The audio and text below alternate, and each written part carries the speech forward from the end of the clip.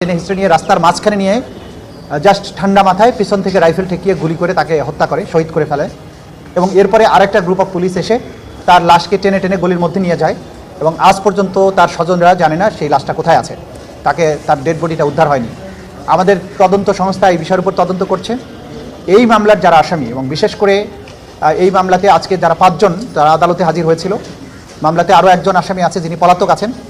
এই মামলার একজন আসামি কনস্টেবল আকরাম, যে পিঠে রাইফেল ঠেকিয়ে হৃদয় হোসেন, সেই বিক্ষোভকারী আমাদের জুলাই বিপ্লবের যোদ্ধা হৃদয় হোসেনকে পিঠে রাইফেল ঠেকিয়ে গুলি করে হত্যা করে এবং গোটা দুনিয়ায় এই নির্মম দৃশ্য মিডিয়ার কল্যাণে এটা দেখেছে। সেই আকরাম হোসেন আজকে এখানে উপস্থিত ছিল কোর্টে। তাকে আমরা জিজ্ঞাসাবাদ করে কে তাকে এই রাইফেল দিয়ে গুলি করার হুকুম দিয়েছিল এবং তার সাথে কারা কারা ছিল তাদেরকে আইডেন্টিফাই করার জন্য, তার হুকুমদাতাদের আইডেন্টিফাই করার জন্য এবং তার লাশটি কোথায় নিয়ে গিয়ে গুম করা হয়েছে বা ফেলে দেওয়া হয়েছে সেটা উদ্ধার করার জন্য আমরা তাকে জিজ্ঞাসাবাদের জন্য কোর্টের কাছে একদিনের অনুমতি চেয়েছি। আগামী 11ই মার্চ তাকে আমরা জিজ্ঞাসাবাদ করব, অর্থাৎ আমাদের তদন্ত সংস্থা তাকে জিজ্ঞাসাবাদ করবে। এটা ছিল আজকের কোর্টের মোটামুটি প্রসিডিংস। এর বাইরে আরেকটা বিষয় যদি আপনাদের প্রয়োজন হয় আমরা জানাতে পারি, সেটা হচ্ছে যুক্তরাষ্ট্র ভিত্তিক একটা think tank right two freedom, তার প্রতিনিধিরা আজকে চিফ প্রসিকিউটরের সাথে সাক্ষাৎ করেছেন। তার নেতৃত্বে ছিলেন বাংলাদেশে নিযুক্ত সাবেক মার্কিন রাষ্ট্রদূত উইলিয়াম বি মাইলাম এবং বাংলাদেশে আরেকজন সাবেক মার্কিন কূটনীতিবিদ জন ড্যানি লুইজ।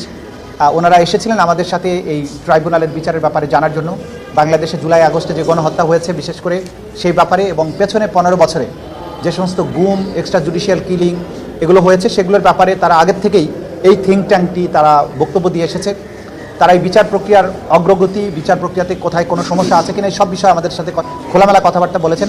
তারা বলেছেন তাদের পক্ষে যতটুকু সম্ভব তারা বাংলাদেশে এই মানবতা বিরোধী অপরাধের বিচারের ক্ষেত্রে তারা সহযোগিতাও করতে চান এবং সেই ব্যাপারে তাদের দিক থেকে যে সমস্ত পরামর্শের প্রয়োজন সেগুলো তারা দিয়েছেন এবং তারা চান যে, তারা বলেছেন আমরা কারো পক্ষে না, আমরা সবসময় চাই মানুষের যে ন্যায় বিচার প্রাপ্তির অধিকার সেটা নিশ্চিত হোক। বিশেষ করে জুলাই আগস্টে এবং বিগত সরকারের পুরো আমলে যেই সমস্ত মানবতা বিরোধী অপরাধ হয়েছে তারা মনে করেন যে বাংলাদেশের সরকারের উচিত হচ্ছে এইটার সঠিক বিচারের মাধ্যমে চিরতরে ভবিষ্যতে আর কোনো ধরনের এই অপরাধের পুনরাবৃত্তি যাতে না হয় সেই ব্যাপারে তারা তাদের কথা বলেছেন, তাদের আশ্বাস ব্যক্ত করেছেন, সহযোগিতারও আশ্বাস তারা দিয়েছেন। এই ছিল মোটা দাগে আজকের প্রসিডিংস।